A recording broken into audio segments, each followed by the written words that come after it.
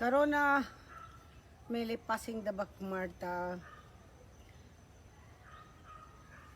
ಟೈಮ್ನ ತಳ್ಕೊಂಡು ಬಂದಾಯಿತು.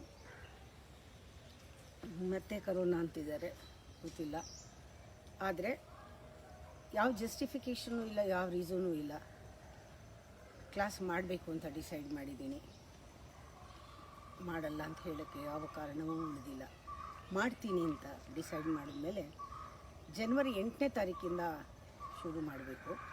ಒಂದು 9 ದಿವಸದ ಕ್ಲಾಸ್ ಇದು ಬೇಸಿಕ್ ಕೋರ್ಸ್ ಆಫ್ ಗೀತಾ ಜ್ಞಾನವನ್ನು ಜೀವನದ ಧರ್ಮವಾಗಿ ಮಾಡಿಕೊಳ್ಳೋ ಕ್ಲಾಸ್. ಭಗವದ್ಗೀತೆಯ ರಸ ಏನಿದೆ ಅದು ಗುಟ್ಕಾಗಿ 9 ಗುಟ್ಕು ಸಿಗುತ್ತೆ.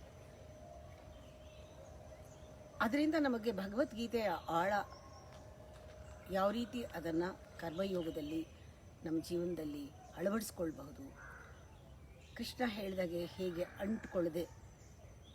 ಅಂಟದೇ ಜೀವನ ಮಾಡೋದು ಹೇಗೆ, ತಾವರೆ ಎಲೆ ಮೇಲೆ ನೀರಿದ್ದಾಗ ತಾವರೆ ಎಲೆ ಮೇಲೆ ನೀರಿನ ಹನಿ ಅಂಟ್ಕೊಳ್ಳಲ್ವ ಹಾಗಿರೋದು ಹೇಗೆ ಅನ್ನೋದು ಅದು ಅನುಭವಕ್ಕೆ ಬರುತ್ತೆ.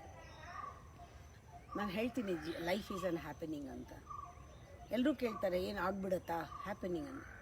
ನನ್ನ ಜೀವನದಲ್ಲಿ ಭಗವದ್ಗೀತೆ ಇದು ಕ್ಲಾಸ್ನ ತೊಗೊಂಡ್ಮೇಲೆ life is happening. It's an art of happening. Now I know the art of happening. ನಿಮಗೆ ತಕ್ಷಣ ಹೇಳ್ಕೊಡೋಕ್ಕಾಗಲ್ಲ, ನಾನು ಪ್ರಿನ್ಸಿಪಲ್ ಆಫ್ ಹ್ಯಾಪನಿಂಗ್ಸ್ ಹೇಳ್ಕೊಡ್ಬೋದು. ಅದಕ್ಕೆ 8 ದಿವಸ ತೊಗೊಳುತ್ತೆ. 8ನೇ ತಾರೀಕಿಂದ ಪ್ರಾರಂಭ.